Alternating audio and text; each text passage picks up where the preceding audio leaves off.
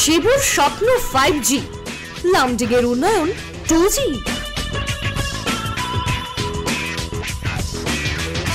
বিধানসভায় এমন দৃশ্য দেখা গেল যা দেখে খুশিতে মন ভরে গেল লামডিংবাসীর।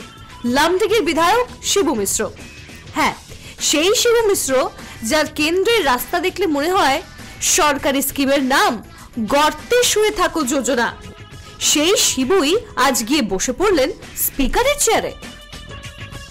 শিবুর স্বপ্ন 5G, লামডিংয়ের উন্নয়ন 2G। চেয়ারটা প্রথমে ভেবেছিল কেউ হয়তো ভুল করে বসেছে,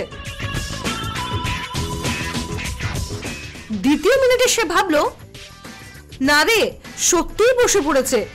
তৃতীয় মিনিটে চেয়ার ফিসফিস করে বলল, হে ভগবান, এখন উন্নয়ন কি আমার ঘাড়ে চাপবে? শিবু বাবুকে দেখে মনে হচ্ছিল জীবনে প্রথমবার ন্যাশনাল জিওগ্রাফিক দেখছে, আর ভাবছে এত বড় চেয়ার, ওয়াও, এখান থেকে তো লামডিংয়ের উন্নয়ন দেখাই যায় না। এদিকে লামডিংয়ের রাস্তার অবস্থা এমন, সেগুলো দেখে গুগল ম্যাপসও বলে, ভাই আমাকেও রাস্তাটা বুঝিয়ে দে। গাড়ি নিয়ে যেতে চাইলে জিমের স্কিপিং এক্সারসাইজও ফ্রি হয়ে যায়। লোকজন বলে শিবু মশাইয়ের যত রোড আছে সবই মাল্টিপ্লেক্স নয়, মাল্টি গর্ত। কিন্তু শিবু মিশ্র স্বপ্ন, উফ, সেগুলো তো বাপু ওয়াইফাই ছাড়াই উড়োজাহাজ।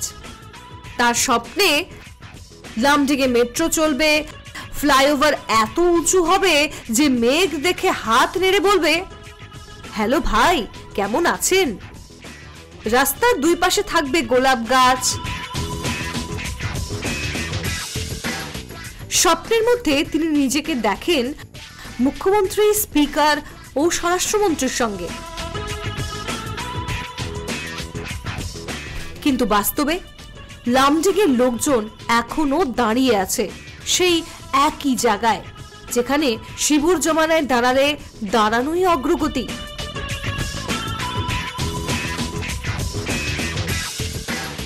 আমি আরো বেশি গর্বিত হতাম যদি তিনি তার এই 2 বছর টেনিউর কালে লামডিং পৌরসভা এবং রেলের মধ্যে যে জমির বিভাগ সেটা যদি করতে পারতেন, তাহলে আমি আরো বেশি গর্বিত হতে হতাম। লামডিংবাসীও তাকে চিরজীবনের জন্য মনে রাখতে পারতো। উন্নতি কি হয়েছে জানি না, কিন্তু দুর্নীতি তো অভাব দুর্নীতি হয়েছে। যদি উনি লামডিং এর জনসাধারণ ওনাকে অনেক আশা নিয়ে আকাঙ্ক্ষা নিয়ে ওনাকে লামডিংয়ে মানে এমএলএ হিসেবে ওনাকে অধিষ্ঠিত করেছিলেন, কিন্তু ওনার যদি উনি বিগত 10 বছরে যদি আরো লামডিং এর উন্নতি সাধন করতে পারতো, তাহলে হয়তো লামডিংবাসী আমরা অনেক খুশি হতাম। কারণ আপনারা নিজেরাই দেখতে পাচ্ছেন লামডিং বাজারের কি দুরবস্থা। আমি একজন ব্যবসায়ী হিসাবে বলছি, আজকে লামডিংয়ে কোনো প্রকল্প নেই, কোনো উন্নয়নের কোনো ব্যবস্থা নেই, রাস্তাঘাটের বেহাল অবস্থা, চারিদিকে দুর্নীতি। লামডিংয়ের চারিদিকে যে অবাধ দুর্নীতি, সেটা যদি উনি দুর্নীতি দূর করতে পারতেন, তাহলে হয়তো লামডিংবাসী হিসাবে, একজন ব্যবসায়ী হিসাবে আমি অনেক খুশি হতাম এবং লামডিংবাসীও খুশি হতো।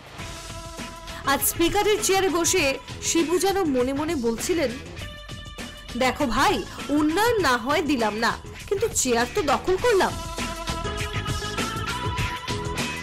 এটাই আমার আজকের progress report.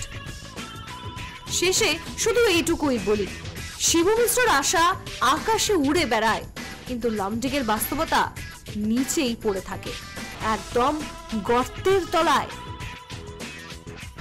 Bureau report, news live Bangla.